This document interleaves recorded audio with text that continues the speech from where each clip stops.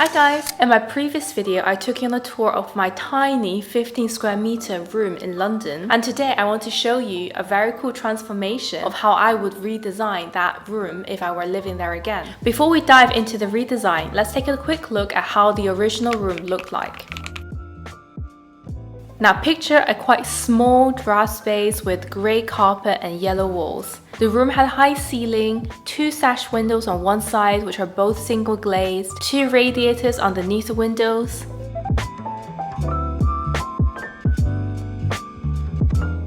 There's a sink with a mirror and a light above it, along with some arch detail and an alcove. The room featured storage cupboards on either side of the sink, but there was no bathroom or kitchen. Those were shared facilities outside the room. Now let's jump into the exciting part of the video, the design. So the first step is to remove the existing wardrobe and sink. I would also say goodbye to the old grey carpet and hello to some beautiful hardwood flooring. And the walls, I think I would paint them pink because that's very pretty. To maximize the room's vertical space, let's replace these short curtains with some elegant floor-length ones, and it will instantly make the room seem much taller. One of the biggest downsides of where I used to live in London was that I had to share the bathroom and kitchen with other people, so you always had to get dressed before you leave the room. So now in the land of my imagination, where I can do anything I want, I'm going to install a self-contained bathroom in here along with a small kitchen, so you never have to share facilities with other people again. So where the wardrobe used to be, let's introduce a small yet fully functional bathroom by building walls here. I'll incorporate a very tiny walk-in shower, a toilet, and a sink in a very beautifully tiled space. I think it's important to hide the toilet away from the door, so when you open the door, the first thing you see is a beautiful mirror with a nice sink and not someone sitting on the loo. For such a tight space, I would use pocket doors instead of normal doors that open because pocket doors require less floor space. And I'll make the pocket doors arched so it's a lot more charming. As we move towards the other end of the room, I'm going to put a compact kitchen space here.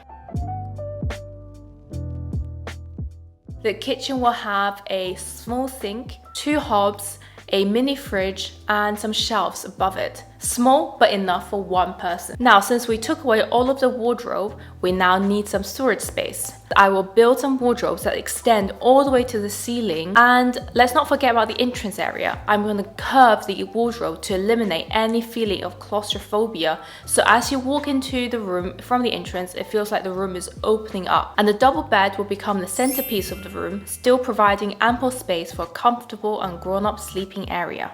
Below the window, I'm going to place a beautiful wooden desk that will serve as a workstation, dining table, and all-around hub for any desk-related activities. And next to the desk, I'm going to put a cozy armchair in the corner with a wall light above to create a perfect spot for curling up with a book, or just to act as a drop zone for clothes that are too clean to wash but also too dirty to put in the wardrobe. That's right, we all have that chair. You know exactly which one I'm talking about.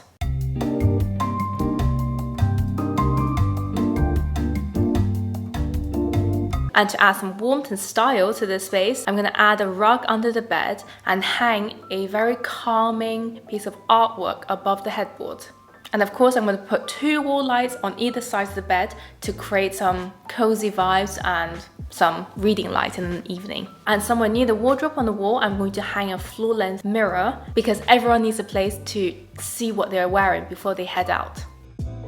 Next to the entrance on the empty wall, I'll hang some hooks so you can keep everything organized and accessible as you come into your studio space.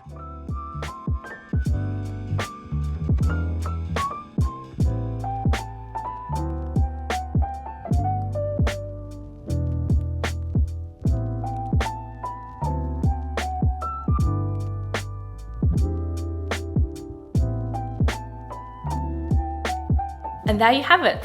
This is exactly how I would transform this 15 square meter teeny tiny room into a self-contained studio with its own bathroom and kitchen if I were to live there again and I could do whatever I want. If you love this makeover, make sure you check out my other videos where I also give transformations to small spaces. And stay subscribed.